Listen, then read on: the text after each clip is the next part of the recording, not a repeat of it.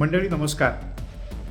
सध्या दोन गोष्टींची चर्चा आहे महाराष्ट्रात. एक अशोक खरातचं प्रकरण आणि दुसरं महाराष्ट्राच्या ग्रामीण भागात आणि आता तर काही प्रमाणात शहरी भागात सुद्धा जाणवत असलेली गॅसची टंचाई किंवा ग्रामीण भागात काही ठिकाणी जाणवत असलेली पेट्रोल डिझेलची टंचाई. या सगळ्यामध्ये सरकार आपल्या परीनं प्रयत्न तर नक्की करत आहे.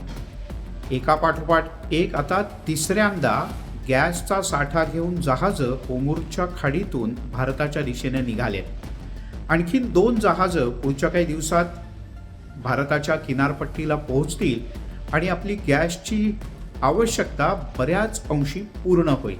पण पंतप्रधान नरेंद्र मोदी यांनी आपल्या लोकसभेतल्या आणि राज्यसभेतल्या निवेदनात जी शंका व्यक्त केली किंवा जो धोक्याचा इशारा दिला त्याबद्दल खरंच प्रशासन आणि सर्वसामान्य नागरिक हे गंभीर आहेत का? कोरोनासारखी परिस्थिती म्हणजे नेमकं काय, तर लॉकडाऊन का, असे अनेक प्रश्न आपल्या मनात आहेत. पण लॉकडाऊन नक्की नाही. पण सध्या ज्या पद्धतीनं आखातातल्या युद्धातली गुंतागुंत वाढत चालली आहे, वेगवेगळ्या स्तरावर वेगवेगळे देश प्रयत्न करत असून सुद्धा आखातातल्या युद्धात फक्त स्वल्पविराम आहे, पूर्णविराम नाही. म्हणजेच कधी 2 दिवसाकरता, कधी 5 दिवसाकरता, तर 10 दिवसांकरता युद्ध थांबवलं जात आहे. पण पुन्हा अमेरिका, इस्रायल हे इराणला वेगवेगळ्या विषयांनी टार्गेट करतायत. आणि या सगळ्यामध्ये एक प्रश्न विचारला जातोय.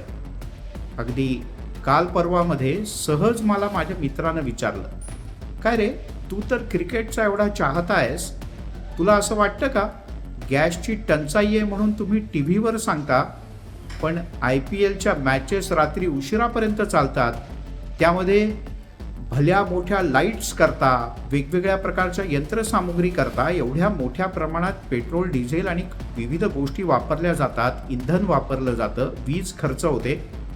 तुला असं वाटतं की रात्रीच्या वेळच्या या प्रकाश झोतातल्या IPLच्या मॅचेस बंद कराव्यात?